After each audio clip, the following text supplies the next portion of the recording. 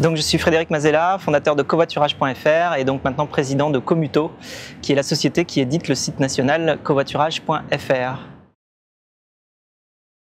L'activité de Commuto est de livrer des plateformes de covoiturage en entreprise pour les entreprises qui souhaitent développer le covoiturage au sein de leur population d'employés ou bien au sein de leur population de clients. Le covoiturage, c'est tout simplement placer des passagers dans toutes les voitures qui sont vides, on va dire. C'est-à-dire que c'est de l'optimisation pure. Vous avez des millions de voitures qui circulent par jour avec uniquement un conducteur à leur bord. Et nous, ce qu'on fait, c'est faire une mise en relation efficace afin que des passagers qui souhaitent faire le même trajet que certains conducteurs puissent prendre les places qui sont disponibles dans la voiture. Et on fait aussi de la mise en relation de conducteurs entre eux, justement pour diminuer le nombre de voitures sur les routes et pouvoir faire que deux voitures deviennent une seule.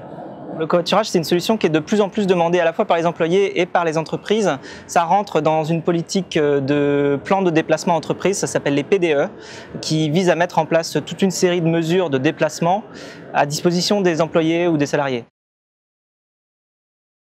À partir du moment où on diminue le nombre de voitures sur les routes, le covoiturage est considéré comme une activité de mobilité soutenable ou durable, si on veut, dans la mesure où ça réduit la pollution, ça réduit le trafic, ça génère des économies très importantes.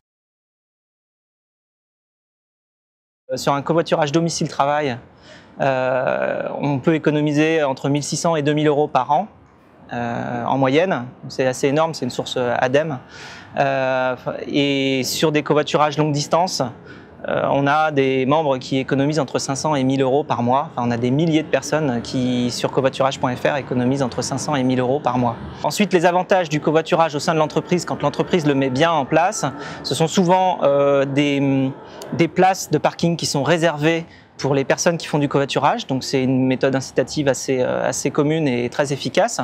Donc vous réservez en fait les meilleures places aux personnes qui font du covoiturage.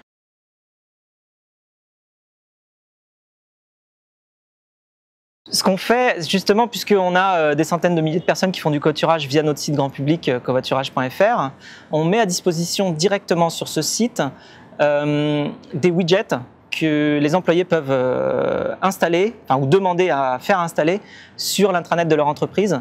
Alors c'est entièrement gratuit. Un widget, c'est quoi? C'est juste un tout petit moteur de recherche avec ville de départ, ville d'arrivée. Vous pouvez placer en fait le lieu d'arrivée comme étant votre entreprise et vous placez ce petit formulaire qui prend quelques centimètres sur quelques centimètres. Vous pouvez le faire placer sur l'intranet et ainsi les employés peuvent facilement rechercher et trouver du covoiturage pour venir et repartir de leur lieu de travail.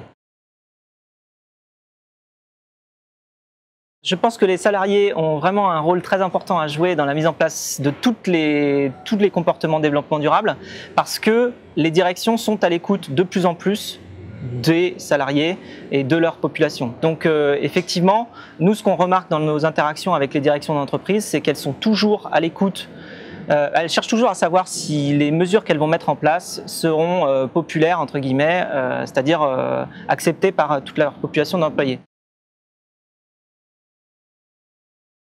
Chez Commuto, on fait tout ce qu'on peut pour encourager le développement durable, à la fois par des méthodes assez classiques de recyclage de papier, d'éviter tout simplement le maximum d'impression, c'est-à-dire que déjà on n'a pas de fax physique, on a un fax virtuel, tous les fax qui arrivent sont transformés directement en PDF et arrivent dans nos boîtes mail. On fait le plus possible de vidéoconférences, on évite les déplacements inutiles. Voilà, bon, c'est déjà des mesures assez simples qui permettent de minimiser notre impact. La green is good, chez nous, c'est déjà dans les gènes, c'est déjà fait. Donc oui, complètement, on adopte la green is good attitude.